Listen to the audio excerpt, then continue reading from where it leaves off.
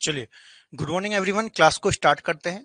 आज जो हमारी क्लास रहेगी, सबसे पहले हम टेस्ट को डिस्कस करेंगे और यदि टाइम बचेगा तो नया टॉपिक भी हम स्टार्ट कर लेंगे। भारत की जो बहुउद्देशीय नदी घाटी परियोजनाएं हैं या फिर डैम्स वगैरह हैं, उनको भी आज हम डिस्कस कर लेंगे। ठीक है, तो सबसे पहले चूंकि नदियों वाला जो टॉपिक होता है काफी ज्यादा महत्वपूर्ण होता है, इंपॉर्टेंट होता है, तो इसके अंतर्गत ही जितनी भी नदियां हमने पढ़ी हैं उसका एक छोटा सा हम टेस्ट डिस्कस कर लेते हैं, खासतौर पर प्रायद्वीपीय भारत की नदियों को। ठीक है, यहाँ पर क्योंकि कंफ्यूजन ज्यादा होता है और गलतियां भी ज्यादा होती हैं।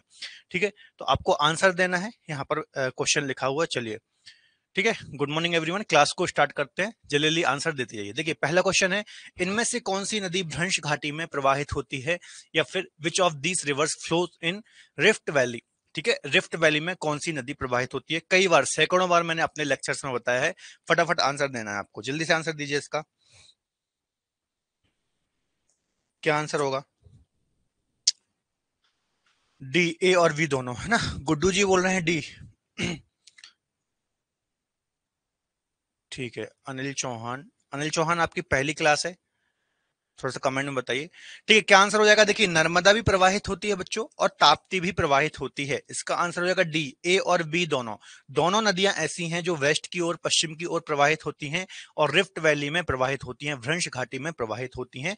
दोनों ही नदियां मध्य प्रदेश सतपुड़ा श्रेणी से ओरिजिनेट होती हैं, आपको याद रखना है। ठीक है, चलिए अगले क्वेश्चन का आंसर दीजिए। देखिए, इस प्रकार से विंध्याचल और सतपुड़ा के बीच में नर्मदा बहती है, ऑलरेडी हमने पढ़ा हुआ है, और सतपुड़ा और अजंता के बीच में इस प्रकार से ताप्ती प्रवाहित होती है, और दोनों कहां गिरती हैं? बंगाल की खाड़ी में जाकर के अपना जल गिराती हैं। अगले क्वेश्चन का आंसर दीजिए।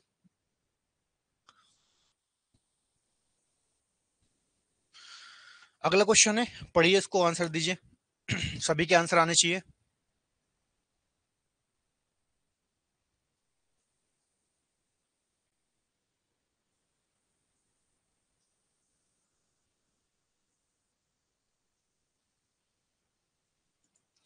ठीक है, देखिए क्वेश्चन है, पश्चिम की ओर बहने वाली सबसे बड़ी नदी कौन सी है? वेस्ट या फिर पश्चिम की साइड बहने वाली सबसे बड़ी नदी कौन सी है? Which is the largest west flowing river? क्या आंसर हो जाएगा इसका? गोदावरी, ताप्ती, नर्मदा या फिर मांडवी? क्या आंसर हो जाएगा इसका? सी, है ना। नर्मदा नदी, कई बार मैंने आपको बताया, पश्चिम की ओर बहने वाली या फिर अरब सागर में गिरने वाली जो सबसे लंबी नदी है, सबसे बड़ी नदी है, वो कौन सी नदी है बच्चों? नर्मदा नदी है। इसके बाद कौन सी नदी है? तो ताप्ती नदी है। ठीक है, याद रखना है, सिंपल सा क्वेश्चन है, बार बार क्वेश्चन आता है। अगले क्वेश्चन का आंसर दो, कौन सी नदी सतपुड़ा और विंध्याचल के बीच में प्रवाहित होती है? मोस्ट इंपॉर्टेंट क्वेश्चन है, कई बार आता है। ठीक है, which river flows between Satpura and Vindhyachal mountains? Tapti, Mahi, Ganga या फिर नर्मदा? सिंपल सिंपल क्वेश्चन है, जल्दी जल्दी आंसर दो, गलती मत करना। सी, ठीक है योगेश जी, सही आंसर है। प्रदीप कुमार, आपकी पहली क्लास है क्या? थोड़ा सा कमेंट में बताइए। प्रदीप कुमार, अनिल चौहान, आपको मैं पहली बार क्लास में देख रहा हूँ। ठीक है, थोड़ा सा आप मुझे कमेंट में बताइए किस एग्जाम की आप तैयारी कर रहे हैं। ठीक है, क्या डी आंसर आ रहा है ना? D, Narmada. Very good, simple सा क्वेश्चन है, कई बार रिपीट किया है मैंने। सतपुड़ा उत्तर में है, सॉरी विंध्याचल उत्तर में है, और नीचे क्या है? सतपुड़ा है, और उसके बीच में कौन सी नदी? नर्मदा नदी प्रवाहित होती है। यहाँ पर अजंता है, और यहाँ पर कौन सी? ताप्ती नदी प्रवाहित होती है। दोनों ही गुजरात खंबात की खाड़ी में भरूच जिले के पास गिरती हैं। इसके अलावा दोनों ही नदियां सतपुड़ा रेंज से निकलती हैं। दोनों को ही एक दूसरे की बहनें कहा जाता है, क्योंकि सेम इनके मतलब एक प्रकार से फीचर हैं। ठीक है, चलिए अगला क्वेश्चन बताइए, सूरत किस नदी के किनारे स्थित है? सिंपल सिंपल क्वेश्चन है, जल्दी जल्दी आंसर दो। सूरत किस नदी के किनारे स्थित है? आंसर दो। गुड मॉर्निंग अमरुद जी, टेस्ट है, फटाफट आंसर देते जाइए।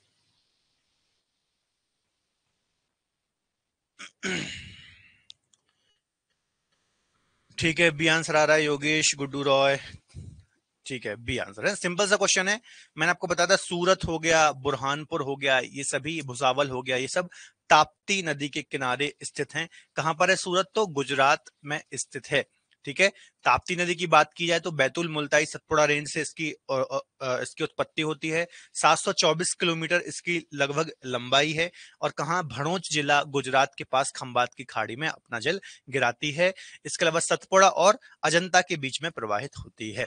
मोस्ट इंपॉर्टेंट क्वेश्चन है, अमरकंटक से कौन सी नदी का उद्गम होता है ना? कई बार एग्जाम में क्वेश्चन आया, खासतौर पर वनडे एग्जाम का फेवरेट क्वेश्चन होता है।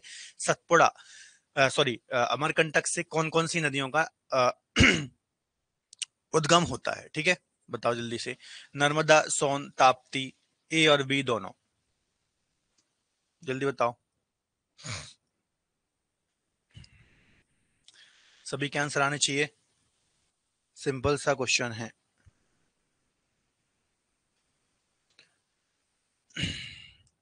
ठीक है ना, सही आंसर आ रहा है डी, ए और बी दोनों। नर्मदा का भी ओरिजिन होता है, सोन का भी होता है। देखिए इस प्रकार से सतपुड़ा रेंज है, इस प्रकार से है ना। जो मेकाल, ये वाली जो रेंज है इसको क्या बोलते हैं? मेकाल रेंज। सतपुड़ा का ही जो पूर्वी विस्तार है छत्तीसगढ़ तक फैली हुई है मेकाल रेंज। यहाँ पर ही एक जगह है अमरकंटक, अनूपपुर जिला है मध्य प्रदेश का। यहाँ से पश्चिम की ओर निकलती है नर्मदा और उत्तर पूर्व की ओर इस प्रकार से निकलती है सोन। सोन किसकी सहायक नदी है? गंगा। जबकि नर्मदा कहाँ गिरती है? खंबात की खाड़ी, अरब सागर में जाकर के अपना जल गिराती है ना। चलिए, ताप्ती नदी कहां से निकलती है? इसका भी आंसर दे दो फटाक से। ताप्ती नदी का ओरिजिन कहां से होता है? बैतूल, मुल्ताई, राजगढ़, नरसिंहगढ़, इंदौर, जानापाव या फिर सीहोर, चचनाई?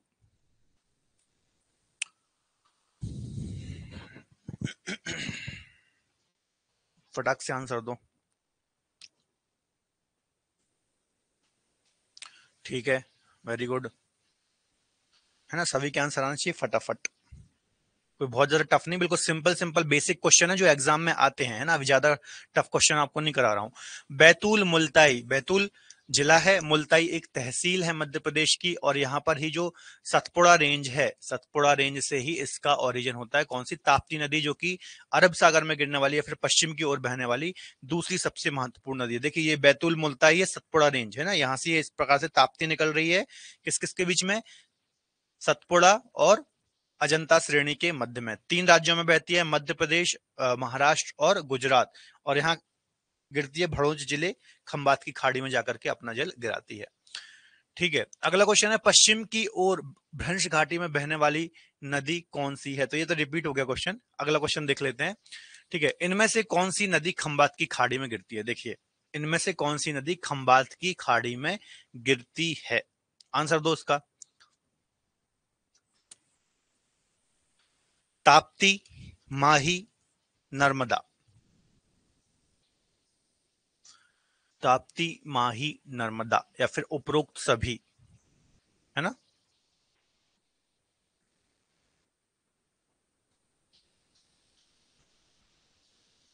ठीक है, ये तो बहुत सिंपल क्वेश्चन हो गया। अब मैंने आपको बताया भी था जब मैं आपको अरब सागर में गिरने वाली नदियां पढ़ा रहा था। डी आंसर सही हो जाएगा, बिल्कुल ठीक है, सिंपल सा क्वेश्चन था। यदि क्वेश्चन ऐसा आ जाए कि इनमें से कौन सी नदी अरब सागर में गिरती है ना। नहीं सॉरी, ठीक है क्वेश्चन, ठीक है, खंबात की खाड़ी में गिरती है। तो एक नदी तो दे दे, वो कौन सी? इनमें से कौन सी? मान लीजिए माही दे दे, है ना। माही लास्ट में देंगे, पहले मान लो दे दिया मांडवी, मांडवी, है ना। बी हो गया जुआरी, सी हो गया शरावती, शरावती और डी में दे दिया माही, है ना। माही। ऐसा क्वेश्चन यदि आता कि इनमें से कौन सी खपात की खाड़ी में गिरती है, एक मिनट रुकिए। ठीक है, तो ऐसी कंडीशन में क्या बच्चे कंफ्यूज हो जाते हैं। ठीक है, कि खंबात की खाड़ी को ही अरब सागर समझ लेते हैं और कंफ्यूज हो जाते हैं। तो माही नदी पर्टिकुलर खंबात की खाड़ी में गिरती है, याद रखना, है ना। खंबात की खाड़ी कौन सी है? ये वाली जो खाड़ी है इसको हम खंबात की खाड़ी बोलते हैं। बाकी अरब सागर का ही ये हिस्सा है, आपको याद रखना है। ठीक है, किसको क्या डाउट है? हाँ अनिल चौहान जी बताइए, कोई डाउट है क्या आपको? अनिल जी बताइए, कोई डाउट?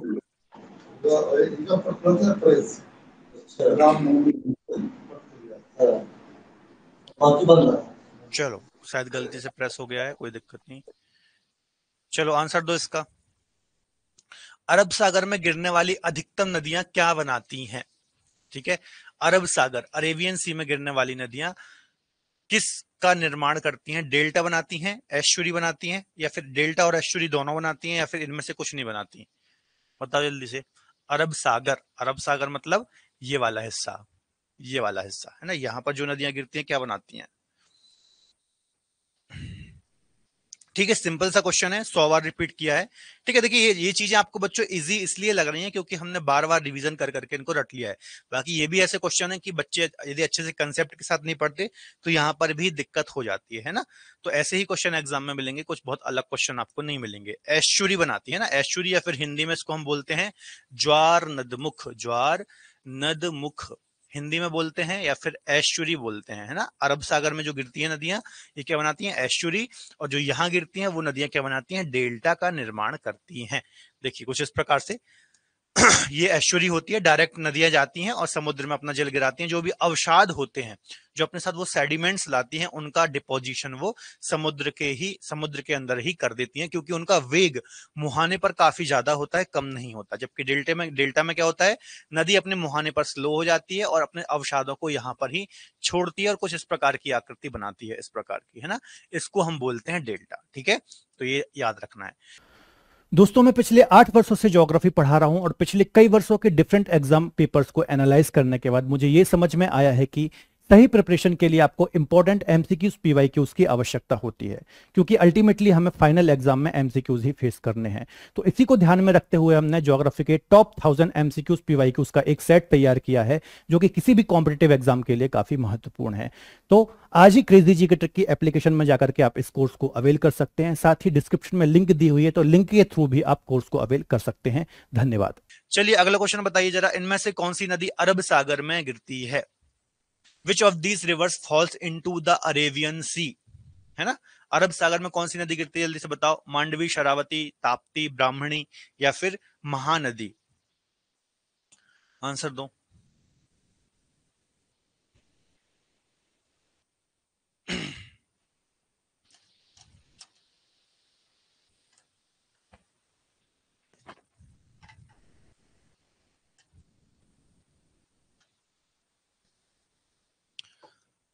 सी आंसर आ रहा है, 1 2 3। चल देख लेते हैं, है ना। अरब सागर की बात की जाए तो मांडवी बिल्कुल सही है। कर्नाटक गुजरात में बहती है, अरब सागर में गिरती है ना। शरावती भी कर्नाटक और सॉरी गुजरात बोल दिया, कर्नाटक गोवा में बहती है, ये भी इसी रीजन में बहती है, ये भी सही है। ताप्ती भी आपको पता है अरब सागर में ही गिरती है। ठीक है, इसके अलावा ब्राह्मणी ये कहाँ गिरती है, ये नहीं होगा, ये बंगाल की खाड़ी साइड जाती है। और महानदी भी कहाँ जाती है, बंगाल की खाड़ी में जाती है। तो 1 2 और 3 सी आंसर इसका सही होगा, बी नहीं होगा, है ना। सी आंसर इसका सही हो जाएगा, 1 2 3। देखिए ताप्ती जो है, जो कंफ्यूज मत होना, बहुत सारे बच्चे कंफ्यूज होंगे। जो नदी यहाँ खंबात की खाड़ी में भी गिर रही है तो उनको भी हम अरब सागर ही मानेंगे। ठीक है, अरब सागर ही मानेंगे, क्योंकि खंबात की खाड़ी अरब सागर का ही पार्ट है। ठीक है, लेकिन पर्टिकुलर का भी ऑप्शन में आ गया तो आपको उसको खंबात की खाड़ी मानेंगे। ठीक है, लेकिन जो खंबात की खाड़ी है अरब सागर का ही पार्ट है, आपको याद रखना है। ठीक है, कोई डाउट किसी को। अमरुद जी कोई डाउट है क्या। ये देखिए कौन कौन सी नदियां हैं, देख लीजिए।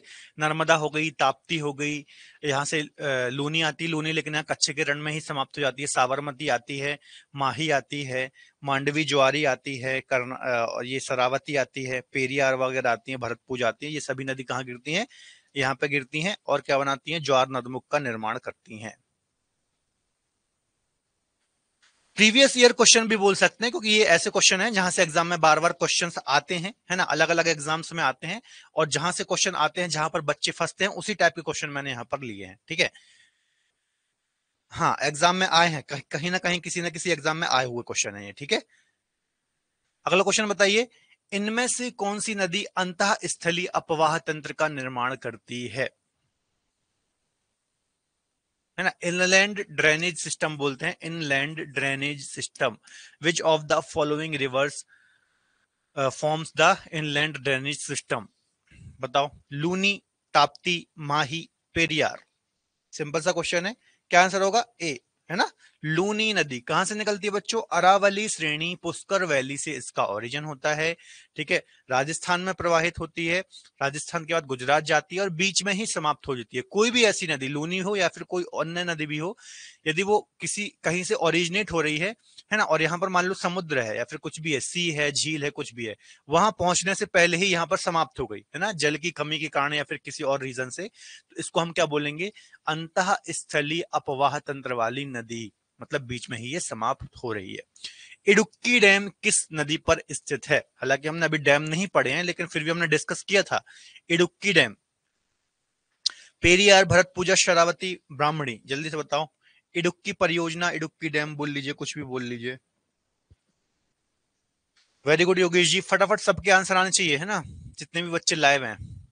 गुड्डू रॉय जी, योगेश, अमृत, गोविंदा, अनिल चौहान, है ना, सिंपल सा क्वेश्चन है। बी नहीं होगा,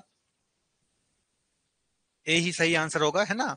ए सही होगा। पेरियार जो रिवर है ना, इस पर ही इडुक्की डैम है, जो कि एक आर्च डैम है। इस प्रकार से डैम है, इस प्रकार से एक पहाड़ी यहाँ है, एक पहाड़ी यहाँ है, और बीच में इस प्रकार से एक डैम बनाया हुआ है ना, इसको हम बोलते हैं आर्च डैम। क्या बोलते हैं? आर्च डैम, मतलब इस आकृति का डैम। अभी हम डैम पढ़ेंगे, है ना, तो आर्च डैम है, याद रखना है।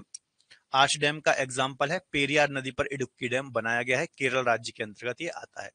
ठीक है, आगे देख लेते हैं। इनमें से कौन सी नदी बंगाल की खाड़ी में गिरती है? बताओ जल्दी से। Bay of Bengal, which of these rivers falls into the bay of Bengal? जल्दी से बताओ।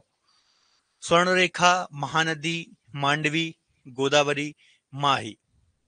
सिंपल सा क्वेश्चन है, क्या आंसर हो जाएगा? सी, 1 2 4, 1 2 4। ठीक है ना। देखो, स्वर्ण रेखा गिरती है ना, झारखंड, छोटा नागपुर प्लेट्यू रीजन में प्रवाहित होती है। महानदी सिहावा पहाड़ी छत्तीसगढ़ से निकलती है, छत्तीसगढ़ उड़ीसा राज्य में प्रवाहित होती है ना। मांडवी नदी, ये तो अरब सागर में गिरती है, गोवा रीजन में प्रवाहित होती है। गोदावरी तो सबसे बड़ी नदी है, बंगाल की खाड़ी में प्रवाहित होती है। माही नदी, है ना, धार जिला मध्य प्रदेश से निकलती है, ये भी खंबात की खाड़ी में गिरती है, तो ये भी नहीं होगा। तो 1 2 और 4, 1 2 और 4, सी ऑप्शन बिल्कुल सही हो जाएगा। वेरी गुड, बिल्कुल सही आंसर आए हैं। गुड्डू रॉय, अमृत, योगेश, सभी के सही आंसर आए हैं। वेरी गुड, ठीक है। चलिए, ये देख सकते हैं आप कौन कौन सी नदियां हैं। स्वर्णरेखा नदी है, वैतरणी नदी है, ब्राह्मणी नदी है, महानदी है, गोदावरी है, कृष्णा है, कावेरी है। ये सभी प्रमुख प्रमुख नदियां हैं जो बंगाल की खाड़ी में अपना जल गिराती हैं। अगला क्वेश्चन है, बताइए, इनमें से किसे दक्षिणी गंगा या फिर वृद्ध गंगा कहा जाता है? काफी महत्वपूर्ण क्वेश्चन है, खासतौर पर वनडे एग्जाम्स के लिए। Which of these is known as southern Ganga and Vriddha Ganga? Kaveri, Krishna, Pennar या फिर गोदावरी? दक्षिणी गंगा, क्या आंसर होगा? है ना, सिंपल सा है, डी। डी आंसर आ रहा है, ठीक है। ठीक है, डी आंसर हो जाएगा गोदावरी। मैंने आपको बताया था, गोदावरी नदी जो है, ये दक्षिण भारत की या फिर प्रायद्वीपीय भारत की सबसे लंबी नदी है। इस प्रकार से 3 राज्यों में बहती है, महाराष्ट्र, तेलंगाना और आंध्र प्रदेश। ठीक है, और 1465 किलोमीटर इसकी लंबाई है। लंबाई चूंकि प्रायद्वीपीय भारत या फिर दक्षिण भारत की सबसे बड़ी नदी है, इसलिए इसको गंगा नदी से कंपेयर करके भारत की गंगा, या सॉरी, भारत की गंगा नहीं, दक्षिणी गंगा या फिर वृद्ध गंगा के नाम से जाना जाता है। यदि दक्षिण भारत की गंगा पूछ लेते तो क्या होता आंसर? कावेरी, है ना। दक्षिण भारत की गंगा कावेरी, दक्षिणी गंगा गोदावरी, वृद्ध गंगा गोदावरी। ठीक है, याद रखना, पहले भी कई बार मैंने डिस्कस कराया है। ये यहाँ पर गोदावरी नदी बताई गई है, देख लीजिए आप। ये गोदावरी नदी है, कहां से निकलती है? वेस्टर्न घाट त्र्यंबकेश्वर, वेस्टर्न घाट त्र्यंबकेश्वर से निकलती है। 3 राज्यों में प्रवाहित होती है, पूर्णा, वर्धा, वेनगंगा, प्राणहिता, इंद्रावती, ये सब, मंजीरा, ये सब इसकी कुछ प्रमुख सहायक नदियां हैं, आपको याद रखना है। ठीक है, चलिए, अगला क्वेश्चन है, प्रायद्वीपीय भारत की नदियों का लंबाई के अनुसार सही क्रम क्या है? लेंथ के अकॉर्डिंग, है ना, लेंथ के अकॉर्डिंग आपको सही क्रम बताना है कि प्रायद्वीपीय भारत की कौन सी नदी सबसे बड़ी है, फिर उससे छोटी, उससे छोटी, इस प्रकार से। जल्दी से आंसर दो। क्या आंसर होगा? गोदावरी, कावेरी, कृष्णा, नर्मदा, गोदावरी, कृष्णा, कावेरी, नर्मदा, 2 गोदावरी, कृष्णा, नर्मदा, कावेरी। जल्दी से आंसर दो, सही आंसर आना चाहिए, सिंपल सा क्वेश्चन है ना, सिंपल सा क्वेश्चन है। सबसे बड़ी गोदावरी है, कितनी है इसकी? 1465, किसकी हो गई? गोदावरी की, है ना, जी लिख दिया मैंने। फिर गोदावरी के बाद कृष्णा आ जाएगी, है ना, तो कृष्णा लिख दिया, इसकी कितनी है? 1401 है। ठीक है, इसके बाद कौन सी आ जाएगी? तो नर्मदा, ठीक है, 13 12, ठीक है, नर्मदा आ गई। इसके बाद कौन सी आ जाएगी? कावेरी, तो फिर कावेरी आ जाएगी। ठीक है, ये छोटी है, 800 कुछ इसकी लंबाई है, समथिंग। ठीक है, तो याद रखना, क्या आंसर सही हो जाएगा इसका? सी आंसर इसका सही हो जाएगा, सी आंसर इसका सही हो जाएगा। और इससे पहले क्या आ जाएगा, गंगा। गंगा पूरे भारत की सबसे बड़ी है, तो यदि भारत का पूछा होता तो ये क्रम हो जाता। ठीक है, याद रखना है। मतलब ये नहीं होता बीच में कहीं यमुना भी आती, यहाँ पर यमुना आ जाती बीच में। यदि पूरी भारत की पूछा होता तो गंगा, गोदावरी, कृष्णा, फिर इसमें बीच में आ जाती कौन सी, यमुना, है ना, यमुना, फिर नर्मदा। ये सही क्रम होता। ठीक है, यदि पूरे भारत की पूछता है, ये प्रायद्वीपीय भारत का पूछ रहा है, तो याद रखना है। दोस्तों, आप किसी भी कॉम्पिटेटिव एग्जाम की यदि तैयारी कर रहे हैं तो एमसीक्यूज और पीवाईक्यूज का काफी महत्वपूर्ण रोल होता है, क्योंकि फाइनल एग्जाम में आपको एमसीक्यूज के माध्यम से ही आंसर देने होते हैं। और इसी के चलते हमने ज्योग्राफी के टॉप 1000 क्वेश्चन का एक सेट तैयार किया है और इसके डिफरेंट पैकेज तैयार किए हैं। जैसे कि ये 1000 क्वेश्चन यदि आप आंसर के साथ चाहते हैं तो मात्र 29 रुपीज में आप ये पीडीएफ अवेल कर सकते हैं। इसके साथ साथ यदि आपको एक्सप्लेनेशन भी चाहिए है हर एक क्वेश्चन का पीडीएफ के थ्रू, तो मात्र 39 रुपीज में ये आपको पीडीएफ मिल जाती है। यदि एक्सप्लेनेशन, क्वेश्चन आंसर और वीडियो सॉल्यूशन, जो कि हर एक क्वेश्चन का मैंने वहां पर सॉल्यूशन कराया है वीडियो फॉर्म में, यदि ये पैकेज चाहिए तो मात्र 49 रुपीज में। इसी में यदि आप टॉपिक वाइज टेस्ट ऐड कर देंगे तो ये पैकेज आपको 59 रुपीज का पड़ जाता है। और मिक्स क्वेश्चन के साथ प्रैक्टिस सेट यदि आप इसमें ऐड करेंगे तो मात्र 69 रुपीज में ये पैकेज आपको मिल जाता है। तो आप अपनी सहूलियत के हिसाब से कोई भी पैकेज अवेल कर सकते हैं। इसके अलावा हमारी क्रेजी जी के ट्रिक की एप्लीकेशन को डाउनलोड कर सकते हैं, वहां से ये कोर्स अवेल कर सकते हैं, और डिस्क्रिप्शन में लिंक दी हुई है तो वहां से भी ये कोर्स अवेल कर सकते हैं। धन्यवाद। अगला क्वेश्चन है बच्चों, कृष्णा नदी के जल के बंटवारे को लेकर के किन किन राज्यों के मध्य में विवाद की स्थिति है। ठीक है, जल्दी से बताओ। कृष्णा नदी मैंने आपको पढ़ाया था कौन से 4 राज्यों में प्रवाहित होती है, किन किन राज्यों के मध्य में विवाद है।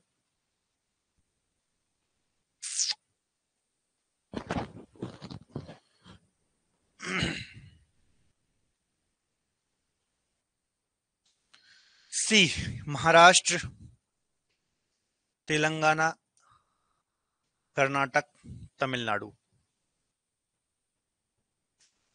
सी आंसर आ रहा है। ठीक है, कौन कौन से राज्यों में बहती है कृष्णा नदी, महाराष्ट्र, कर्नाटक, तेलंगाना और तमिलनाडु। नहीं, सी आंसर नहीं होगा बच्चों, है ना, सी नहीं होगा। कौन कौन से राज्यों में बहती है ये, महाराष्ट्र, तेलंगाना, कर्नाटक, आंध्र प्रदेश। जिन 4 राज्यों में प्रवाहित होती है उन्हीं 4 राज्यों के मध्य में इसके जल के बंटवारे को लेकर के विवाद है। इसमें केरल नहीं आएगा, ठीक है, केरल नहीं आएगा इसमें, ठीक है, और तमिलनाडु भी इसमें नहीं आएगा। तो इसका बी आंसर सही हो जाएगा। ठीक है, क्या बी आंसर इसका सही हो जाएगा, महाराष्ट्र, तेलंगाना, कर्नाटक और आंध्र प्रदेश। जिन 4 राज्यों में प्रवाहित होती है उन्हीं 4 राज्यों के मध्य में इसके जल के बंटवारे को लेकर के विवाद है। यदि कावेरी नदी का पूछा होता है ना यदि कावेरी नदी का पूछा होता तो कावेरी नदी के जल के विवाद को लेकर के कर्नाटक, तमिलनाडु और केरल के बीच में विवाद है ना, क्योंकि मैंने आपको बताया था कर्नाटक और तमिलनाडु में ये प्रवाहित होती है और केरल को इसमें ऐड कर देना है। जबकि यदि बात करेंगे इसकी कृष्णा नदी की, तो ये 4 राज्य हैं जहां जहां पर वो प्रवाहित होती है। ऐसे याद कर लीजिए कि जिन 4 राज्यों में कृष्णा नदी प्रवाहित होती है उन्हीं 4 राज्यों के बीच में विवाद है। ठीक है, क्लियर है। किसी को कॉपी करके आंसर नहीं देना है, एक ने सी बोला तो सभी सी बोल रहे हैं, ऐसा नहीं करना है ना। अपना दिमाग लगा के यूज करके आंसर दो। ठीक है, तमिलनाडु तो होगा नहीं ना, तमिलनाडु नीचे जाता है, बहुत नीचे है तमिलनाडु, यहाँ तो प्रवाहित भी नहीं हो रही है। ठीक है, तो ये नहीं आएगा। चलो अगला क्वेश्चन आंसर दो। ये देख लीजिए, कृष्णा नदी, चलिए एक बार रिवीजन कर लेते हैं। आ गई है तो महाबलेश्वर वेस्टर्न घाट से इसका ओरिजिन होता है। ठीक है, 4 राज्यों में प्रवाहित होती है, कोयना, पंचगंगा, दूधगंगा, घाट प्रभा, तुंगभद्रा, मूसी जिसके किनारे हैदराबाद स्थित है, भीमा, मंजीरा, ये सब इसकी कुछ प्रमुख, मंजीरा नहीं है इसकी, सॉरी, मंजीरा तो उसकी है गोदावरी की। ये सब इसकी कुछ प्रमुख सहायक नदियां हैं। ठीक है, चलो अगला क्वेश्चन आंसर दो। इंद्रावती नदी किसकी सहायक नदी है, इंद्रावती नदी, है ना, इंद्रावती नदी की बात की जा रही है, जल्दी से आंसर दो, आंसर दो जल्दी से।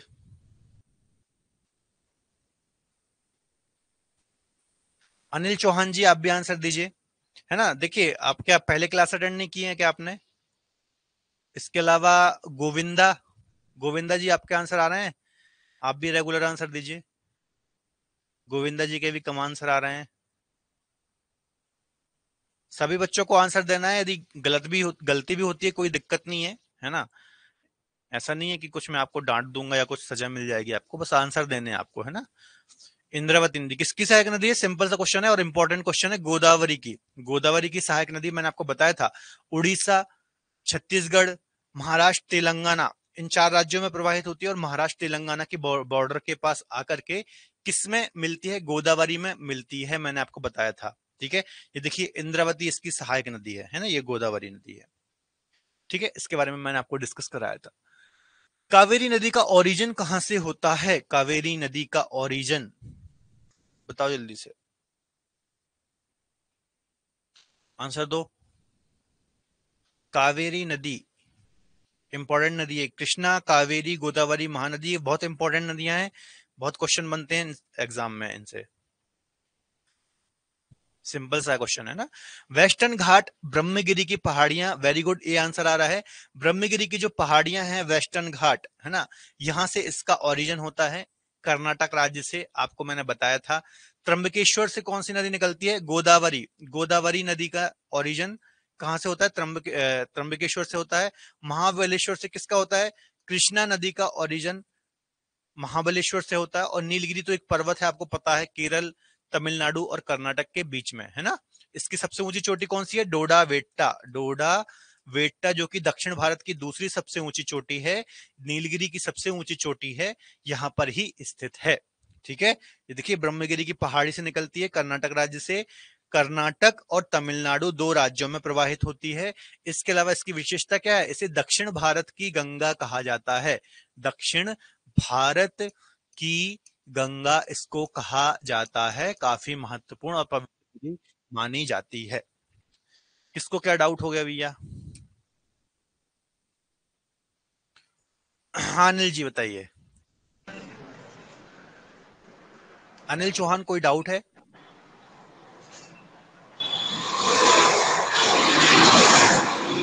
अनिल चौहान कोई डाउट है क्या? चलिए देखिए, हैंड रेज वाला फीचर बहुत सारे बच्चों को शायद पता नहीं है ना, उसको प्रेस आपको तभी करना है जब आपको कोई डाउट हो, आप मुझसे बोल करके पूछना चाह रहे हो, तभी आप उसको प्रेस कीजिए, वरना क्लास में क्या डिस्टरबेंस भी होता है। ठीक है,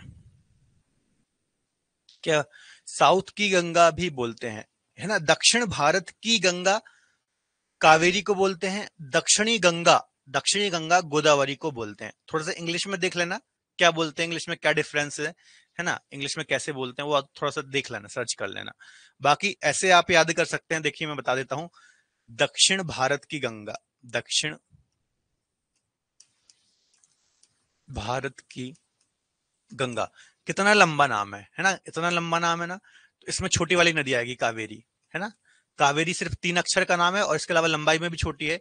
और दक्षिणी गंगा, दक्षिणी गंगा या फिर वृद्ध गंगा, या फिर वृद्ध गंगा, ये छोटे छोटे नाम है। दक्षिणी गंगा 2 ही अक्षर है इसमें। ये किसमें है? गोदावरी। किसका नाम है? गोदावरी। अब गोदावरी बड़ी नदी भी है और नाम भी इसका 4 अक्षर का है। तो जो छोटा नाम है जिससे प्रोनाउंस कर रहे हैं, ठीक है, मतलब जो उसको संज्ञा दी जा रही है, तो अपोजिट है। मतलब दक्षिण भारत की गंगा बड़ा नाम है तो छोटी नदी होगी कावेरी नदी, दक्षिणी गंगा छोटा नाम है तो बड़ी नदी होगी गोदावरी। तो ऐसा अपोजिट है, ऐसे आप याद कर सकते हैं यदि कंफ्यूज होते हैं आप तो। ठीक है, चलो, महानदी किन राज्यों में प्रवाहित होती है? क्या आंसर आ रहा है भैया इसका? ए आ रहा है, छत्तीसगढ़ और उड़ीसा। ठीक है, छत्तीसगढ़ मेकाल रेंज, सिहावा पहाड़ी से इसका ओरिजिन होता है। छत्तीसगढ़ और उड़ीसा राज्य में ये प्रवाहित होती है और बंगाल की खाड़ी में जाकर के अपना जल गिराती है। इसकी विशेषता की बात करूं बच्चों, तो इसकी विशेषता क्या है? इसकी विशेषता की हीराकुंड डैम जो कि भारत का सबसे लंबा डैम है। कितनी लंबाई है हीराकुंड डैम की? कितनी लंबाई है? 4.8 किलोमीटर लंबा ये डैम है, जो कि इसी नदी पर ये स्थित है ना। उड़ीसा के पास बंगाल की खाड़ी में गिरते हुए अपना जल गिराती है। एक बार देख लीजिए, ये देखिए, शिवनाथ हो गया इसकी सहायक नदी, हंसदेव, है ना। इसके अलावा तेल, जोंक, ये सभी इसकी सहायक नदी है, ट्रिब्यूटरीज हैं। ये भी आपको याद रखना है। ठीक है, निम्नलिखित में से कौन सी नदियां कृष्णा की सहायक नदियां हैं? कृष्णा की सहायक नदी की बात हो रही है ना। तुंगभद्रा, कोयना, मूसी, वर्धा, अमरावती। बताओ जल्दी से, Tungabhadra, Koyna, Wardha, Musi, Amaravati. Which of the following rivers are tributaries of Krishna? अच्छा क्वेश्चन है, बताओ। यहां से सहायक नदियों से भी क्वेश्चन आते हैं ना, ये तो फिर भी मैंने सिंपल सिंपल क्वेश्चन पूछे हैं ना। सिविल सर्विसेज जैसे एग्जाम में ऐसे भी क्वेश्चन आता है, इनमें से कौन सी, क्योंकि सहायक नदियों से आजकल ऐसे क्वेश्चन आते हैं कि इनमें से कौन सी राइट बैंक की ट्रिब्यूटरी है या फिर लेफ्ट बैंक की ट्रिब्यूटरी है। तो जब आप नोट्स बनाए ना तो ऐसे ही याद करना है आपको, है ना, कि ये नदियां लेफ्ट बैंक की हैं, ये नदियां राइट बैंक की हैं, है ना, ऐसे याद करना है आपको। ठीक है, सिर्फ ऐसे नहीं करना कि ये इसकी सहायक नदी है, ये उसकी सहायक नदी है। ठीक है, क्योंकि एग्जाम में कैसा भी क्वेश्चन आ जाए आपसे बनना चाहिए। ठीक है, क्या आंसर हो जाएगा इसका, देखिए तुंगभद्रा किसकी, कृष्णा की सहायक नदी है, बिल्कुल सही है। कोयना ये भी इसी की सहायक नदी है, बिल्कुल सही है। मूसी भी हैदराबाद इसके किनारे है, ये इसके किनारे है। वर्धा और वेनगंगा, जिसके वर्धा मैंने बताया था, वर्धा वेनगंगा जिस साथ में मिलती है तो प्राणहिता बोलते हैं, फिर गोदावरी में जाकर के मिलती हैं, तो ये गोदावरी की ट्रिब्यूटरी है, अपवाह क्षेत्र का हिस्सा है। अमरावती कावेरी की सहायक नदी है ना। तो 1, 2 और 3, 1, 2 और 3 सी आंसर बच्चों इसका बिल्कुल राइट हो जाएगा, बिल्कुल सही हो जाएगा, याद रखना है। क्लियर है? कहां से निकलती है? महाबलेश्वर से निकलती है। अगर आप इस वीडियो का पीडीएफ लेना चाहते हैं, डिटेल पीडीएफ लेना चाहते हैं, तो आप कहाँ से ले सकते हैं? 2 मिनट में मैं आपको थोड़ा सा एक्सप्लेन कर देता हूँ। देखिए फ्रेंड्स, हमारा करंट अफेयर का एक स्पेशल पैकेज है, ओएसएस करंट अफेयर। इसी ओएसएस करंट अफेयर के पैकेज में जो भी आपको टॉपिक वाइज करंट अफेयर की पीडीएफ्स आने वाली है, ये सारी पीडीएफ मिल जाती है। देखिए, करंट अफेयर को लेकर बच्चे बहुत परेशान होते हैं, लगातार मेरी बात भी होती रहती है। तो करंट अफेयर के लिए एक कंप्लीट सॉल्यूशन पैकेज हमने आपके लिए डिजाइन किया है, जो कि है ओएसएस पैकेज। इस ओएसएस पैकेज को मैं जल्दी से आपको थोड़ा एक्सप्लेन कर देता हूँ। इस ईयरली करंट अफेयर पैकेज में आपको हर मंथ करंट अफेयर का डिटेल ई बुक मिलता है, जिसमें छोटे छोटे करंट अफेयर जो होते हैं सभी को अच्छे से एक्सप्लेन किया जाता है। इसके अलावा हर मंथ जो आपको मंथली करंट अफेयर का वीडियो मिलता है, उसका डिटेल पीडीएफ मिल जाता है इसके अंदर। इसके अलावा करंट अफेयर की आप इस पैकेज के अंदर प्रैक्टिस कर सकते हैं, टाइम टू टाइम टेस्ट दे सकते हैं। जितनी भी मैराथन्स चैनल के ऊपर डलती है, यूट्यूब चैनल के ऊपर, उन सभी मैराथन्स का पीडीएफ आपको इस पैकेज में मिल जाता है। Topic wise current affair series जो होती है हमारी, उसका पीडीएफ आपको यहाँ पर मिल जाता है। करंट अफेयर की शंखनाद बुक का अपडेटेड पीडीएफ आपको यहाँ पर पैकेज में अवेलेबल हो जाता है। लेटेस्ट जो भी एग्जाम होती है उनके अंदर जो भी करंट अफेयर्स पूछे जा रहे हैं, क्या पैटर्न फॉलो हो रहा है, उन क्वेश्चंस का कलेक्शन भी आपको इस पैकेज के अंदर प्रोवाइड किया जाता है। तो कंप्लीट सॉल्यूशन हमने आपके लिए बनाया करंट अफेयर का। बार बार बच्चे परेशान होते हैं, तो आप एक पैकेज ले लीजिए और करंट अफेयर की टेंशन बिल्कुल खत्म कर लीजिए। ठीक है, जितने भी करंट अफेयर के वीडियोस आते हैं यूट्यूब के ऊपर, सभी का पीडीएफ आपको इसी पैकेज के अंदर प्रोवाइड कर दिया जाता है। तो बार बार आपको अलग से सर्च करने की जरूरत नहीं होती है कि कोई नया वीडियो आया है तो मैं उसको अपने कलेक्शन में ऐड कर लूँ। अगर आपने इस पैकेज को एनरोल कर रखा है तो आपको ऑटोमेटिकली पीडीएफ अपडेट हो जाता है। फ्रेंड्स, सबसे अच्छी बात, इंग्लिश एंड हिंदी दोनों लैंग्वेज में ये पैकेज अवेलेबल है आपके लिए, तो इसको एनरोल कर सकते हैं आप। 0 रुपये में एनरोल कर सकते हैं। 99 रुपीज़ का पैकेज है। 99 रुपीज़ आप जब पे करते हैं तो जो अमाउंट है 99 रुपीज़ का, वो आपके आईडी पर क्रेडिट हो जाता है। उसको आप अदर पैकेज के साथ में यूज़ कर सकते हैं। जैसे मान लो आपको 100 आर जीएस लेना है, तो 100 आर जीएस में आप फ्लेट 99 रुपीज़ जो है वो माइनस कर सकते हैं। तो इस तरीके से ये पैकेज आपको 0 रुपये में मिल जाता है। अगर आप ये पैकेज एनरोल करना चाहते हैं तो डिस्क्रिप्शन बॉक्स और कमेंट बॉक्स में लिंक दे रखा है, वहां पर क्लिक कर आप इसको एनरोल कर सकते हैं। इसके अलावा crazy GK trick application and root application download कर लीजिए, वहां पर आपको ऑप्शन मिल जाएगा। तो चलिए फ्रेंड्स, अगले क्वेश्चन की तरफ चलते हैं। ये अगला क्वेश्चन आ गया, बंगाल की खाड़ी में गिरने वाली नदियां निर्माण करती हैं तो क्या बनाती हैं? सिंपल सा क्वेश्चन है, मैं ही बता देता हूं, डेल्टा बनाती हैं, है ना। 100 बार हमने रिवीजन कर लिया इस बात का, कभी भी अब एग्जाम में गलती मत करना। बंगाल की खाड़ी में चाहे गंगा ब्रह्मपुत्र की बात कर लो, गोदावरी की बात कर लो, कृष्णा की बात कर लो, महानदी की बात कर लो, कावेरी की बात कर लो, सभी नदियां डेल्टा बनाती हैं। यही कारण है कि वेस्ट ईस्टर्न कोस्ट या फिर पूर्वी तट ज्यादा चौड़ा दिखाई देता है, पूरा डेल्टाई क्षेत्र है। खेती भी आपको ज्यादा देखने को मिलती है ना। जब हम कोस्ट पढ़ रहे थे तब भी हमने डिस्कस किया था, नदियों में भी हमने डिस्कस किया, और अक्सर इसका जिक्र आता रहेगा। ठीक है, चलो अगला बताओ, निम्न में से कौन सी नदी रैंप घाटी में प्रवाहित होती है? ये भी मैंने आपको बताया था, रैंप वैली, ब्रह्मपुत्र, गंगा, नर्मदा, सिंधु। बताओ जल्दी से, रैंप वैली में कौन सी नदी प्रवाहित होती है? देखो आया भी क्वेश्चन है ये, उत्तराखंड पीसीएस यहां पर लिखा हुआ है। आंसर दो, गलती मत करना।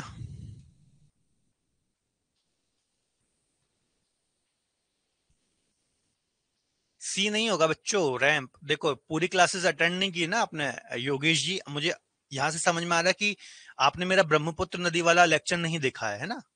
ब्रह्मपुत्र नदी आपने मुझसे नहीं पढ़ी है, गुड्डू जी ने पढ़ी है ना, इस क्वेश्चन से समझ में आ रहा है। गोविंदा जी ने भी नहीं पढ़ी है, अमृत जी ने पढ़ी है ना, इससे ही समझ में आ गया। मैंने आपको बताया था, है ना, ये छोटी छोटी चीजें होती है। रैंप घाटी, रैंप घाटी एक तो होती है बच्चों, सुनो ध्यान से सुनना भी, है ना, एक होती है भ्रंश घाटी, है ना, एक होती है भ्रंश घाटी जिसको हम रिफ्ट वैली बोलते हैं, जिसमें नर्मदा और ताप्ती नदियां प्रवाहित होती है, नर्मदा ताप्ती, है ना। और एक होती है रैंप वैली। भ्रंश घाटी में क्या होता है, ये कोई भूभाग है, इस प्रकार से भूभाग है, इसमें इस प्रकार से क्रैक हुए, फॉल्ट हुए, और ये बीच वाला हिस्सा नीचे धस गया, ये इस प्रकार से बीच वाला हिस्सा, एक मिनट रुकना।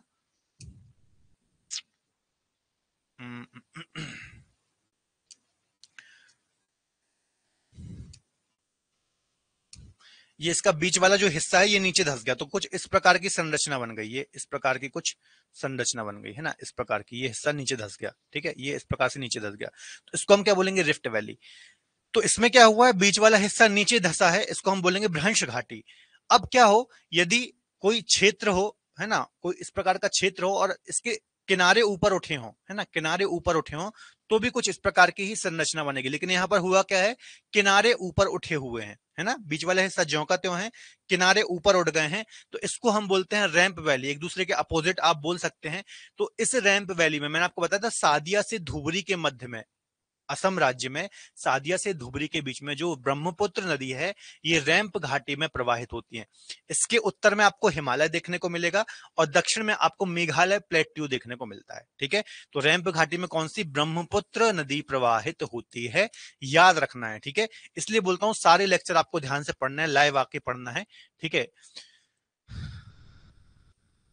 ठीक है गुड्डू रॉय जी, यूट्यूब पर भी क्लास देखते हैं, अच्छी बात है। रिफ्ट कोई नहीं, इसलिए तो बोल रहा हूं ना, ध्यान से आपको क्वेश्चन पढ़ना है, जल्दबाजी में भी कभी भी आंसर नहीं देना है ना, क्योंकि जल्दबाजी में आप यदि एग्जाम में भी पता ऐसा करोगे, एग्जाम में तो और आप प्रेशर में रहते हैं, यहाँ तो फिर भी आप रिलैक्स माइंड से आंसर दे रहे हैं, एग्जाम में प्रेशर इसका डबल ट्रिपल रहता है, ठीक है, तो गलती की संभावना ज्यादा रहती है। इसलिए जितनी गलती करनी है क्लास में कर लीजिए, चल जाएगा। यहाँ पर आपको 100 खून माफ है ना, यहाँ पर आपको 100, 101, 1000 खून माफ है। लेकिन एग्जाम में आप एक गलती भी करेंगे ना, तो एक एक नंबर में, पॉइंट पॉइंट नंबर में सैकड़ों बच्चे रहते हैं, ठीक है, तो वहां पर गलती की कोई गुंजाइश नहीं बचती। इसलिए ये टेस्ट में यहां पर आपको डिस्कस करा रहा हूं, ठीक है।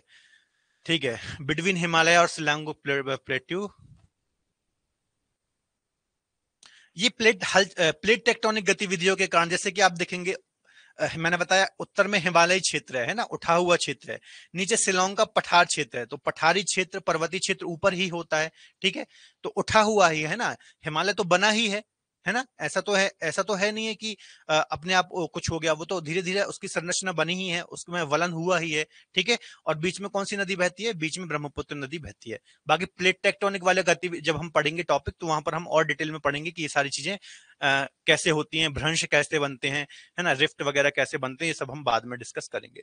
चलो, इस प्रकार से देखिए, ये इस प्रकार से है ना, इस प्रकार की कुछ ये संरचना होती है, आप देख सकते हैं।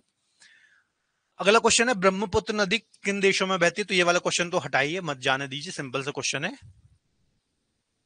चलो इसका आंसर बता दो, ब्रह्मपुत्र नदी तिब्बत में किस नाम से जानी जाती है, ब्रह्मपुत्र नदी तिब्बत में किस नाम से जानी जाती है, सिंपल सा ही क्वेश्चन है, एनडीए में आया हुआ क्वेश्चन है, फटाक से बता दो।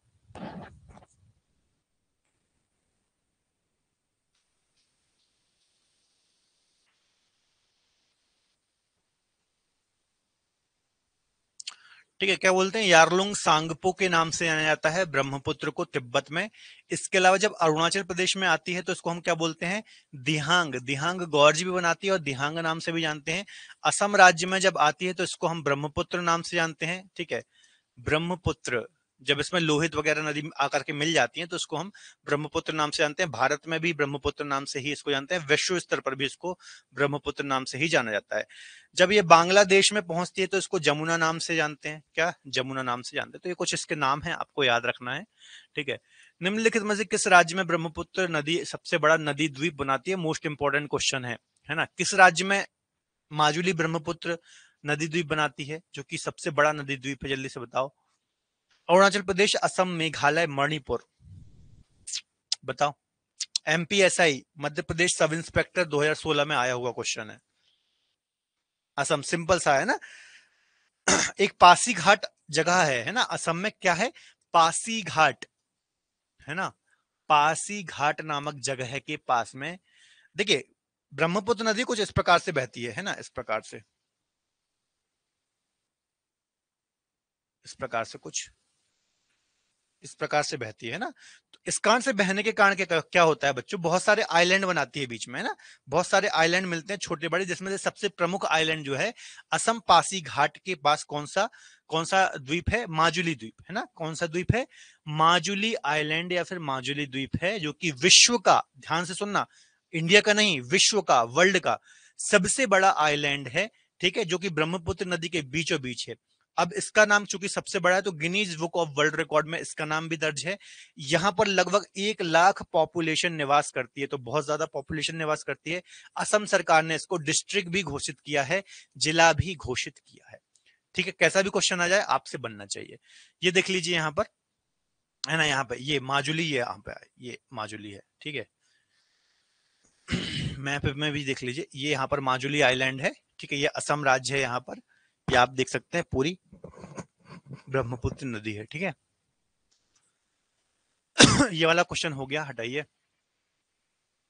ब्रह्मपुत्र नदी निम्न में से किस गॉर्ज से भारत में प्रवेश करती है, किस गॉर्ज से भारत में प्रवेश करती है, किस गॉर्ज का निर्माण करते हुए भारत में प्रवेश करती है? सिंधु, सिपकीला, कोरवा या फिर दिहांग? जल्दी से बताओ।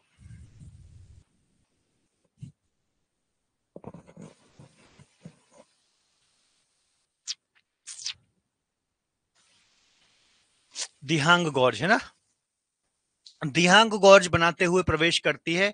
नामचाबरवा मैंने आपको बताया था ना, जो ग्रेटर हिमालय है, नंगा पर्वत से लेकर के नामचाबरवा अरुणाचल प्रदेश तक फैला हुआ है, तो यही नामचाबरवा है। जो देखिए गॉर्ज क्या होता है, ये पहले इमेज देख लीजिए। ये देखिए, ये पर्वत है ना, ये पर्वत दिख रहा है आपको, ठीक है। यहाँ बीच में देखिए ये नदी बह रही है, ये नदी बह रही है।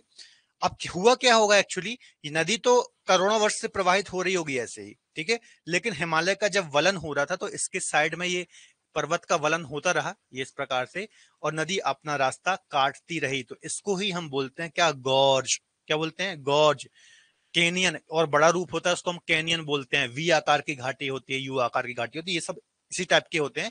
यदि वी आकार का होता है तो उसको हम वी आकार की घाटी बोल देते, यू आकार का होता तो यू आकार की घाटी बोल देते, और साइज में बड़ा होता है इस प्रकार से तो उसको हम कैनियन बोल देते। और ये गॉर्ज का एग्जाम्पल है, ठीक है, जो कि पूर्ववर्ती नदियां अक्सर बनाती हैं। कौन कौन सी नदियां, खासतौर पर सतलज, सिंधु और ब्रह्मपुत्र, ये सभी क्या बनाती हैं, गॉर्ज का निर्माण करती हैं। क्या बता रहा था मैं, हाँ, जो ब्रह्मपुत्र नदी है बच्चों, ये किसको, नामचा बरवा, है ना, अरुणाचल प्रदेश राज्य है इस प्रकार से, अरुणाचल प्रदेश राज्य इस प्रकार से ही है। तो इस प्रकार से एंटर होती है कौन सी नदी, ब्रह्मपुत्र नदी।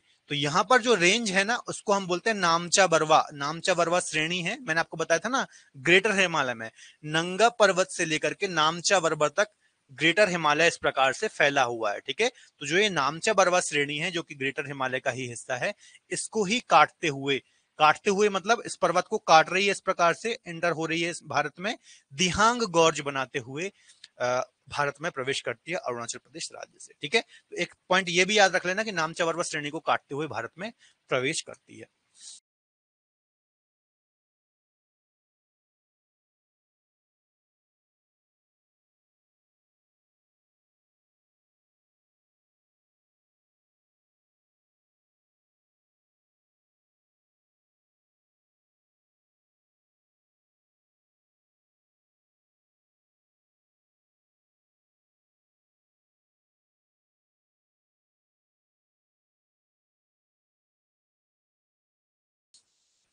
मानस नदी किसकी सहायक नदी है भैया, बता दो जरा सा। ब्रह्मपुत्र, महानदी, गोदावरी, कृष्णा?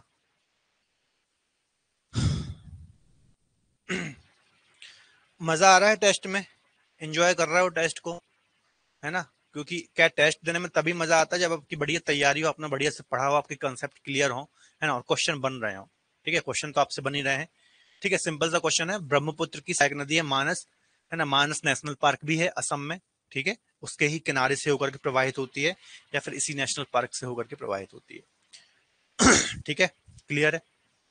देख लीजिए, ब्रह्मपुत्र नदी बताने की जरूरत नहीं है, कई बार बता चुका हूं। सुबनसिरी सबसे बड़ी सहायक नदी है, चेमायुंगडुंग ग्लेशियर से निकलती है, दिहांग गॉर्ज बनाते हुए प्रवेश करती है, बोगीबील ब्रिज, भूपेन हजारिया ब्रिज इसके ही अपवाह तंत्र में स्थित है। सारी चीजें मैं ऑलरेडी पढ़ा चुका हूँ, एक्सप्लेन करने की जरूरत नहीं है, ठीक है। ये भी सिंपल क्वेश्चन है, इसको छोड़ दीजिए, ये भी छोड़ दीजिए।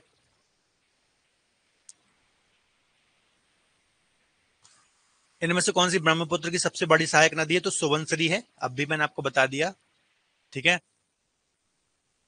चलिए, तो ये अत्ता क्वेश्चंस बहुत हैं, डिटेल है थोड़ा सा यहाँ पे,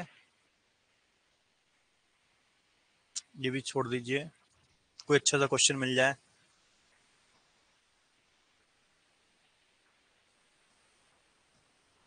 निम्नलिखित नदियों में से किसके उद्गम स्थल लगभग एक ही हैं?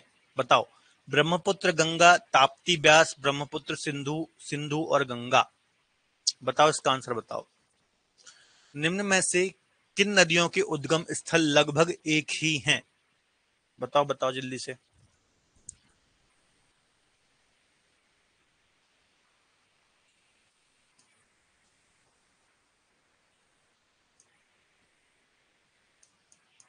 बताओ। सी है ना, सिंपल सा क्वेश्चन है, ब्रह्मपुत्र और सिंधु, इसके अलावा एक और नदी ऐड कर लो इसमें, सतलज है ना, सतलज भी ऐड कर सकते हो आप, सतलज। तीनों ही नदियां मानसरोवर झील के पास से ही ओरिजिनेट होती हैं।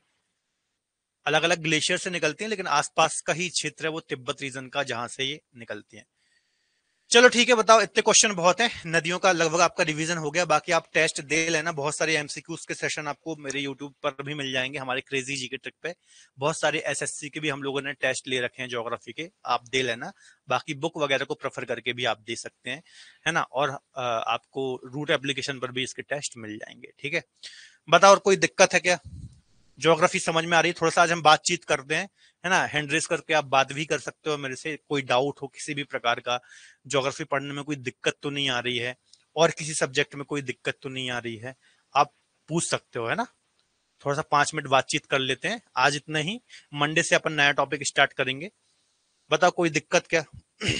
समझ में आ रही है ज्योग्राफी, और कहीं दिक्कत आ रही हो पढ़ने में, याद करने में, और भी कोई इशू हो तो वो बता सकते हो आप।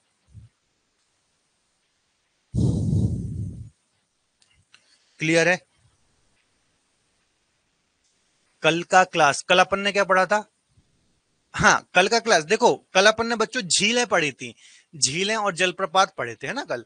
अब झीलें और जलप्रपात कैसा टॉपिक है? स्टैटिक टॉपिक है, उसमें आपको समझाने वाले कुछ बहुत ज्यादा नहीं है ना, समझाने जैसी चीजें नहीं है। अब फलानी फलानी झील इधर पे है तो है, फलाना जलप्रपात इधर है तो है, उसमें फैक्ट ज्यादा थे बच्चों। तो मैं सोचा था एक ही क्लास में दोनों कंप्लीट हो जाएं, इसलिए जल्दी कराया था। फैक्ट आपको याद ही करने पड़ेंगे, उसमें कुछ समझाने जैसा था नहीं, है ना। क्योंकि जैसे कुछ चीजें होती है, जैसे लैगून क्या होता है ना। कोई कुछ इंपॉर्टेंट झील है, जैसे कि पुलिकट लेक के बीच में श्रीहरिकोट आइलैंड, तो ये तो मैंने आपको पहले भी समझा रखा है ना। तो इसलिए कोई भी टॉपिक यदि मैं स्पीड में पढ़ाता हूं तो उसके पीछे भी कोई रीजन होता है, कि फालतू टाइम खराब करके मतलब नहीं है कि 1 घंटे अपन झील पढ़ रहे हैं फिर 1 घंटे जलप्रपात पढ़ रहे हैं। बहुत सारे टीचर तो पढ़ाते भी नहीं है ये चीजें, है ना। लेकिन फिर भी मैं पढ़ा रहा हूँ, स्टैटिक टॉपिक है, आपको याद ही करने पड़ेंगे, इसलिए वो अपन ने स्पीड में किया। लेकिन जो कॉन्सेप्ट वाले टॉपिक हैं वो हम सुकून से ही पढ़ेंगे, आराम से ही पढ़ेंगे। जैसे कि हिमालय हमने 4-5 क्लासों में पढ़ा था, सामान्य परिचय हमने 4-5 क्लासों में पढ़ा था। जो भी समझने वाले कंसेप्ट वाले टॉपिक है वो हम आराम से ही पढ़ेंगे। लेकिन कई जगह फैक्ट होते हैं, स्टैटिक टॉपिक होते हैं, उनको हमें फटाफट करना है, वो आपको याद ही करने पड़ेंगे। ठीक है, हाँ, तो फैक्ट में देखिए वो याद आपको करने पड़ेंगे ना। अब जितने भी जलप्रपात हैं, झीलें हैं, अब फलानी झील इधर है तो इधर है, अब उसमें समझाने जैसे तो कुछ है नहीं है। लोनार झील महाराष्ट्र में है तो है ना। ये चीज जो झील है तो वो तो उसमें कुछ कर नहीं सकते, आपको याद ही करना पड़ेगा। एश्चुरी के बारे में एक बार बता दूं, गुड्डू रॉय, आप क्या ज्योग्राफी वाले बैच में है क्या? ज्योग्राफी बैच में है या फिर आरंभ बैच में है गुड्डू रॉय जी? कैसे याद रखें? नहीं, देखिए मैंने आपको बताया था ना कि लगातार आपका रिवीजन, जितना बार रिवीजन आपका होते जाएगा, चीजें आपके दिमाग में बैठते जाएंगी, है ना। और ज्योग्राफी आपको मैपिंग से ही पढ़नी है। मान लो आप झील पढ़ा रहे हैं तो एक मैप बनाइए बढ़िया सा इंडिया का, है ना, इस प्रकार से, है ना। यहाँ तो जगह कम है, ऐसा इंडिया का बढ़िया मैप बनाइए और बड़ा मेंशन कीजिए, यहाँ पर ये लेक है, यहाँ डल लेक है, यहाँ पर लोनार लेक है, पुलिकट लेक है। जो जो इंपॉर्टेंट पॉइंट है यहाँ पर आप ब्रैकेट में इस प्रकार से लिख सकते हैं, इस प्रकार से बढ़िया बनाइए, है ना। कुछ कुछ चीजें तो आपको इतनी बार रिवीजन हो गई, जैसे लोनार लेक का कई बार रिवीजन हो गया है, पुलिकट लेक का कई बार रिवीजन हो चुका है, चिल्का लेक, महत्वपूर्ण लेक तो ऑलरेडी बार बार रिवीजन होती है, नदियों में भी हम करते हैं, जब प्रायद्वीपीय पठार पढ़ रहे थे तब भी करते हैं, तो मैक्सिमम लेक तो आपको बार बार रिवीजन करके ही याद हो जाएंगी, है ना। बाकी ज्यादा से ज्यादा आप रिवीजन कीजिए, सिर्फ एक बार पढ़ने से कुछ नहीं होगा, जितना ज्यादा रिवीजन करेंगे उतना ज्यादा हो जाएगा। ठीक है, तो गुड्डू रॉय ज्योग्राफी बैच में, तो आपका अभी अपलोड हो जाएगी, वो क्लास शायद अपलोड नहीं हुई है ना, क्योंकि कुछ दिक्कत थी तो वो क्लास कल ऐड नहीं हुई थी, तो वो हो जाएगा। ठीक है, हाँ, एस्चुरी के बारे में योगेश जी पूछ रहे हैं, एस्चुरी समझ लेते हैं। देखो, दो चीजें होती हैं। पहली बात तो आप लोग सबसे बोलना चाहूंगा, रेगुलर क्लास, जिसने मेरी फर्स्ट क्लास से अभी तक जितनी भी क्लासेस हो गई, नंबर ऑफ क्लासेस मुझे नहीं पता कितनी हो गई है, रेगुलर जो क्लास देख रहा है ना, उसको कोई डाउट नहीं होगा इन सब चीजों में, क्योंकि एस्चुरी डेल्टा कम से कम 4 से 5 बार अलग अलग लेक्चरों में हमने डिस्कस किया है, लेकिन फिर भी हम एक बार डिस्कस कर लेते हैं। देखिए, दो चीजें होती हैं, एक तो होता है एस्चुरी, है ना, और एक होता है डेल्टा। ध्यान से समझ लेना, बहुत सारे बच्चों को यहाँ पर कंफ्यूजन होता है। ठीक है, भारत की जो नदियां हैं जो अरब सागर में गिरती हैं, है ना, छोटा सा मैप बना लेते हैं, ये यहां पर जो नदियां गिरती हैं ये क्या बनाती हैं, एस्चुरी बनाती हैं, और यहां पर जो नदियां गिरती हैं ये क्या बनाती है, डेल्टा बनाती हैं। क्लियर है। अब एस्चुरी होता क्या है बच्चों, मान लो ये पर्वत है ना, पर्वत है, या फिर जहां से भी नदी ओरिजिन हो रही है, ठीक है, ठीक है, यहां से नदी निकली, ठीक है, अब जब पर्वत से नदी निकलेगी तो बहुत स्पीड में निकलेगी, ठीक है, और फिर यहाँ आई, है ना, और थोड़ा सा ही चली वो, और यहाँ पर क्या आ गया, समुद्र आ गया, ये समुद्र आ गया, ठीक है, ये समुद्र आ गया, तो डायरेक्ट वो उसकी स्पीड कम भी नहीं हुई, उसने ज्यादा अपने साथ अवसादों को भी नहीं लाई, या फिर बहुत कम काट छाट की, अपर्दन बहुत कम किया, है ना, और डायरेक्ट समुद्र में जाकर के गिर गई। ठीक है, अपने साथ जो थोड़ी बहुत अवसाद वगैरह ये बहा करके लाई थी, सेडिमेंट्स लाई थी, उनका डिपोजिशन भी इसमें क्या गया, समुद्र में ही कर दिया। ठीक है, कहने का मतलब ये है कि अपने मुहाने पर, मतलब समुद्र में जाकर के जब वो मिली तो इसकी स्पीड ज्यादा थी, जो भी उसके पास अवसाद थे वो सभी उसने समुद्र में ही डिपॉजिट कर दिए। ठीक है, तो इस प्रकार से सिंपल सी आकृति होगी इसकी, ये समुद्र है, ये समुद्र है, और डायरेक्ट जाकर के ये इस प्रकार से समुद्र में मिल जाएगी, इस प्रकार से जाकर के मिल जाएगी। ठीक है, इसको हम बोलेंगे एस्चुरी। अब डेल्टा क्या है, डेल्टा में नदियां लंबी दूरी तय करती हैं, जैसा कि फॉर एग्जांपल वेस्टर्न घाट से नदी निकलेगी, है ना, इस प्रकार से आराम से बहती जाएगी, इस प्रकार से, है ना, लंबी दूरी तय करेगी। जब नदी लंबी दूरी तय करेगी तो अपने साथ अवसादों का कटाव भी ज्यादा करेगी, कंकड़ पत्थर रेत मिट्टी भी ज्यादा बहा करके लाएगी, और अपने मुहाने पर जाते जाते बहुत स्लो हो जाएगी, वो थक जाएगी, वृद्धावस्था में जाएगी, है ना। क्या होगा, समुद्र तल से उसकी ऊंचाई बहुत कम हो जाएगी। ठीक है, तो क्या होगा, जो भी अपने साथ वो अवसाद लाई है, ठीक है, तो उनका डिपोजिशन मुहाने पर करेगी, इस प्रकार से छोटी छोटी वितरिकाओं के रूप में समुद्र में जाकर के मिलेगी, है ना, और इस प्रकार से अवसादों का निक्षेप करेगी मुहाने पर, तो इसको हम बोलते हैं डेल्टा।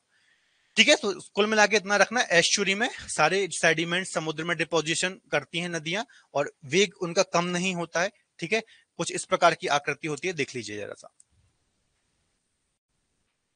ठीक है, ये समुद्र है, इसको हम बोलेंगे एस्चुरी।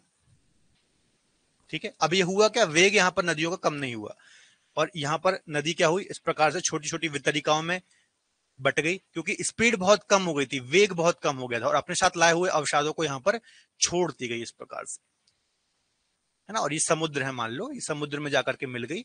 ठीक है, तो इस प्रकार से इसको हम बोलेंगे डेल्टा। क्लियर है, अब बताओ।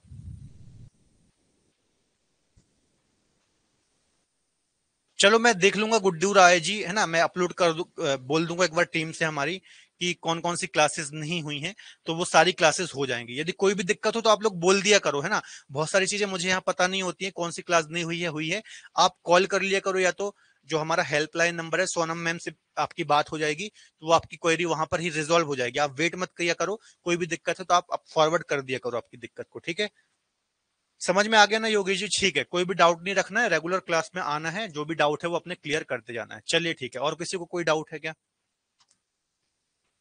ठीक है गुड्डू राय जी, हो जाएगा आपका काम, है ना। चलो ठीक है, नहीं ट्रिक्स विक्स नहीं है, अमृत जी बोल रहे हैं ट्रिक्स है। आप बताओ ना यार, कितनी सारी सैकड़ों झीलें हैं, सैकड़ों वाटरफॉल हैं, और ऐसी सैकड़ों नेशनल पार्क आएंगे, सैकड़ों चीजें आएंगी, ट्रिक वगैरह से चीजें याद नहीं की जा सकती। ट्रिक हमेशा आप वहां पर लगाइए, ट्रिक्स का यूज वहां पर करना चाहिए जो चीजें याद करने में बहुत ज्यादा दिक्कत होती है, और छोटी चीजें हैं, है ना, जो छोटी चीजें हैं और जहां पर दिक्कत होती है। फॉर एग्जाम्पल, है ना, जैसा कि मुझे एक चीज याद, जब मैं तैयारी करता था तो मुझे एक चीज में दिक्कत आती थी। आपने सुना होगा ना साइंस में, इलेक्ट्रॉन है ना, प्रोटॉन, न्यूट्रॉन, है ना, ये चीज याद करने में मुझे दिक्कत होती थी कि किस किसकी खोज किसने की, है ना। तो ऐसी चीजें में हो सकती है आपको दिक्कत कि कई बार, तो इसकी मैंने जैसे ट्रिक बनाई थी, द, है ना, गोप, गोप ऐसा, चेन, CHAIN। थॉमसन ने इलेक्ट्रॉन की खोज की थी, ठीक है, टी से थॉमसन, ई से इलेक्ट्रॉन। गोल्ड स्ट्रीम ने प्रोटॉन की खोज की थी, और चैडविक ने न्यूट्रॉन की खोज की थी। समझ में आ गया? तो ऐसी कुछ ट्रिक बना सकते हो। तो जहां पर याद करने में बहुत ज्यादा दिक्कत आती है, जैसे फॉर एग्जांपल, एक और एग्जांपल दूंगा, जैसे हर साल नोबेल प्राइज मिलते हैं, है ना, नोबेल प्राइज हर साल मिलते हैं दिसंबर में, ठीक है। तो अब वो विदेशों के नाम अजीब और गरीब होते हैं, और जैसे केमिस्ट्री में 3 लोगों को मिल गया, फिजिक्स में 3 लोगों को मिल गया, तो उन नामों को याद करना बहुत ज्यादा टास्क हो जाता है। तो वहां पर आप कोई ट्रिक्स बना सकते हैं, जैसे कि अक्षय सर का हम हर साल वीडियो आता है नोबेल प्राइज के ऊपर। तो ट्रिक हमेशा वहां पर डालो कि जो इजिली याद ना हो। हर चीज में आप ट्रिक की आदत डालोगे तो फिर दिक्कत हो जाएगी, ठीक है, नहीं तो फिर ट्रिक को याद करना पड़ रहा है, पता चला, ठीक है। हाँ मतलब अपने हिसाब से देखिए, ट्रिक आपको खुद से बनानी है कि जो आपको याद रह सके, दूसरों की ट्रिक पर भी आपको वो नहीं करना है, खुद से आप ट्रिक बना सकते हो यदि किसी चीज में को याद करने में दिक्कत हो सकती है, तो दिक्कत होती है तो, ठीक है। चलो ठीक है, और कोई डाउट नहीं तो फिर क्लास को एंड करते हैं। क्लियर है? गुड्डू जी आपकी अपलोड हो जाएंगी क्लासेस, दिक्कत टेंशन वाली बात नहीं है, ठीक है, आज मैं बोलता हूं तो हो जाएंगी आपकी क्लासेस। चलो ठीक है, क्लियर है, बंद करें क्लास, एंड करें, बताओ जल्दी से, थम्स अप कर दो एक बार। ठीक है चलो, okay, bye bye, take care.